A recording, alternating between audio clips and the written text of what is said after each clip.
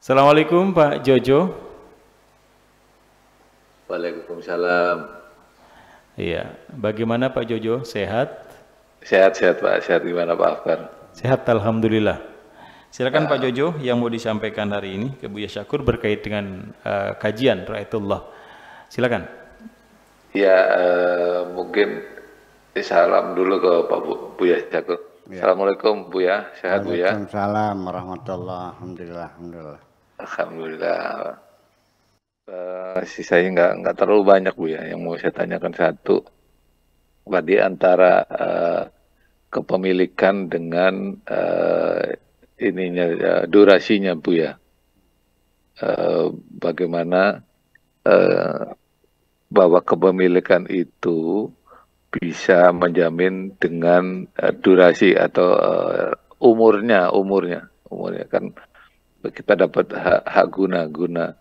Jadi bagaimana mengelaborasi itu untuk diimplementasikan di keseharian Bu ya. Itu aja, terima kasih. Wassalamualaikum warahmatullahi wabarakatuh. Ya, terima kasih Pak Jojo. Waalaikumsalam. Jadi begini, ini sesungguhnya kontrak kita dengan Tuhan untuk hadir di bumi sebagai tamu yang dihormati oleh Tuhan itu kapan ditandatanganinya? Pernah. Allah bertanya, alam ahad ilaikum ya bani Adam alla ta'budu syaitan. Bukankah kita sudah membuat perjanjian wahai bani Adam? Ingat nggak kapan?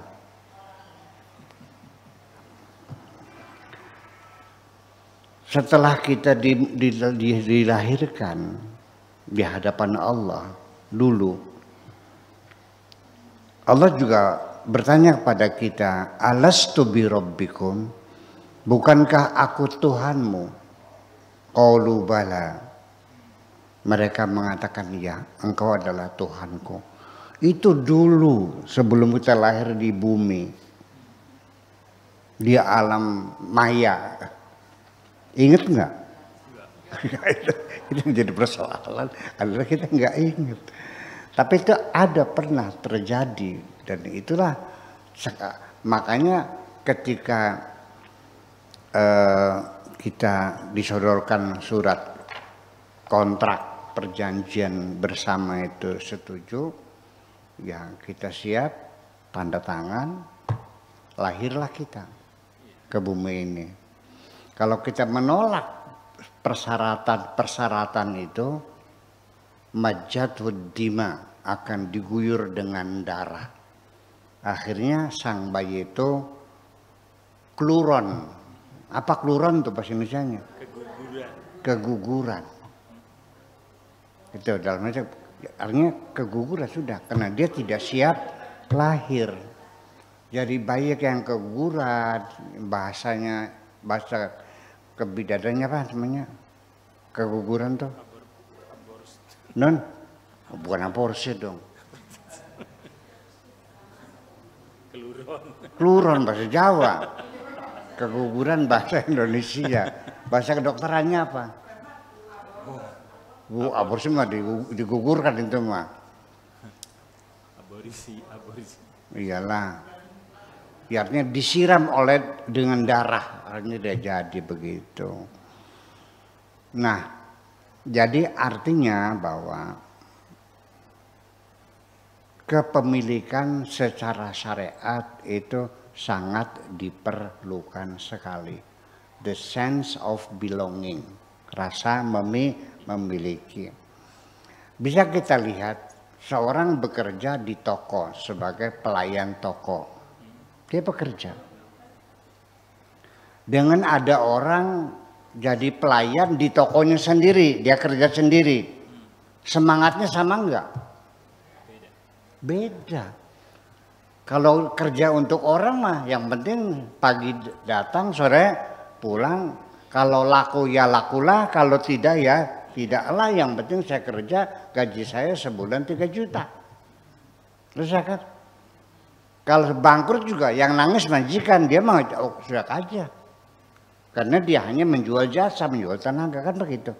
Tapi kalau toko itu miliknya, dia akan berusaha sekuat mungkin bagaimana, ya kan gitu, dagangannya laku dengan servisnya, dengan kualitas barangnya, dengan harganya siap bersaing, ya kan begitu. Iya dong.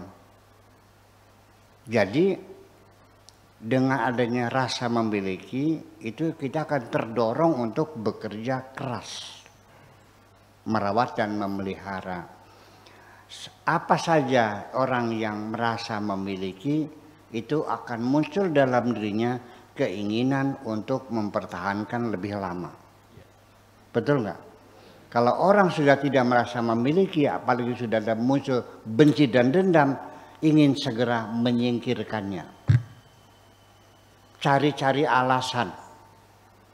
Ya, suami kalau sudah nggak senang sama istrinya, udah capek, dia cari alasan kok untuk menceraikannya.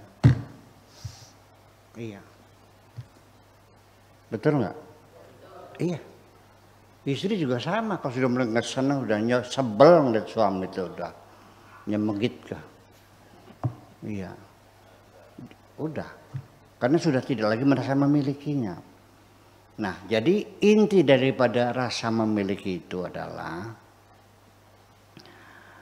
salah satunya adalah merawat, memelihara, memanfaatkan ya seoptimal mungkin. Kemanfaatannya seluas mungkin. Bukan hanya kita yang menikmatinya, tapi juga masyarakat sekitarnya ikut menikmatinya. Ya kan begitu. Nah, sehingga dan ini terjadi kalau ukuran pabrik BMW itu ngitung ini mobil usianya hanya selesai 20 tahun udah selesai, udah kalau di Singapura 5 tahun ya, dibuang, nggak boleh lagi. Ini saya sampai 30 tahun, berarti dari 20 berarti durasinya kan lebih panjang. Ya, apa saja sesuatu yang kita rasakan sebagai kenikmatan itu selalu kita ingin memperpanjang durasi kenikmatan itu. Tetapi kalau kita bermesra dengan istri, kita kepengen durasinya diperpanjang. Kira-kira 3 jam gitulah. Tapi kalau makan, enak makan kan? Kenapa buru-buru? Kenapa nggak dilambat-lambatin? Kira-kira 2 jam makannya kan enak, kemil. Betul nggak? Ada satu bangsa yang menikmati makan, karena makan itu enak. Karena saya dulu pernah di Belanda dan saya pernah kerja di Belanda juga. Di restoran, ya biasanya kalau malam minggu itu rame. Restafel. Artinya masakan nasi lengkap, ada gulanya, ada satenya, ada rendangnya. Mereka makan berempat. Itu 2 jam makannya, makan lagi, terus ngerokok, minum bir dulu, ngerokok lagi, makan lagi. Jadi sesuatu yang nikmat itu diupayakan durasinya panjang. Ya beledak pakai berkesat lebus semua mah. Iya kan? Jadi ada pemanasan dulu, ada bapaknya makan sup dulu, kan gitu. Sampai 2 jam. Dinikmati aja sama-sama itu. Nah, itulah makanya bahwa keinginan kita untuk merawat itu secara otomatis ada dalam pikiran kita sendiri kan gitu. Bahwa sampai kepada kalkulasi ekonominya, daripada mobil ini saya buang beli mobil baru, yang ini masih layak pakai aja, yang dirawat aja sih. Paling ngerawatnya 2-3 juta. Kalau beli kan, iya kan? Kalau beli kan 3 miliar harganya, udah dari mana duitnya? Kalau beli yang baru ya kan, yang ini masih bisa dipakai aja. ya paling 10 juta rawatnya. Ya baru saja di Kuting kan, di Kuting yang sampai mengkilat seperti glowing ya. Itu 6 juta biayanya. Ya murah dong daripada kita beli yang baru. Itu aja di Kuting aja 6 juta, di salon lagi, baru lagi kok. Nah, jadi nanti bagaimana supaya durasi kenikmatan itu diperpanjang, saya kira mungkin tekniknya akan berbeda-beda tergantung bagaimana kita merawat kenikmatan itu sendiri. Tetapi ada satu hal yang paling perlu saya katakan, bahwa nikmat yang tertinggi di atas segala nikmat ini adalah nikmatul wujud. Nikmat wujud. Kita nikmat hadir. Ya Allah Bu, saya masuk keluar di Inggris ke teater bayarnya $100 sekali masuk. Ya, untuk nonton tonil, nonton sandiwara di dalam gedung. Iya. Bayar.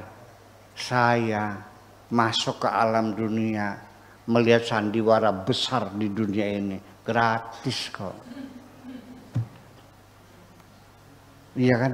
Kita nikmati semacam itu. Nah, kemudian ada lagi pertanyaan tadi. Sebabnya kita merasa menyadari mendapatkan nikmat itu tidak semua orang merasakan.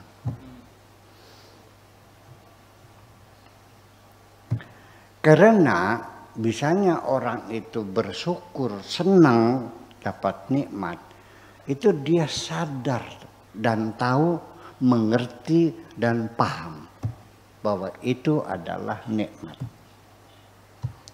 Seorang istri punya suami yang soleh, yang hatinya murni tulus. Istrinya enggak tahu bahwa ini berliannya. Apa yang terjadi? Ngelus dada aja kok.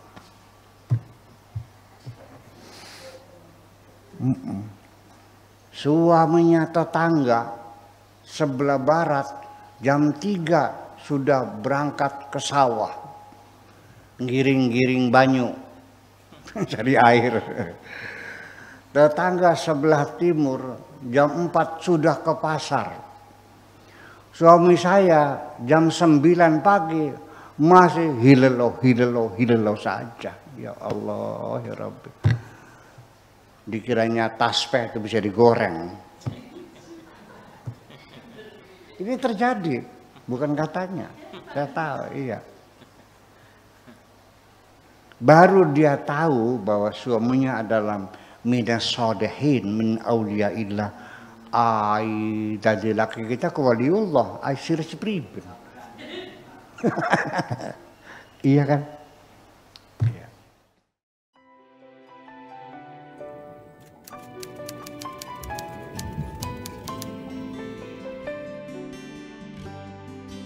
Aku hanya ingin berbagi kebahagiaan dan tidak menggurui siapapun. Terlalu sulit bagiku untuk menyalahkan siapapun.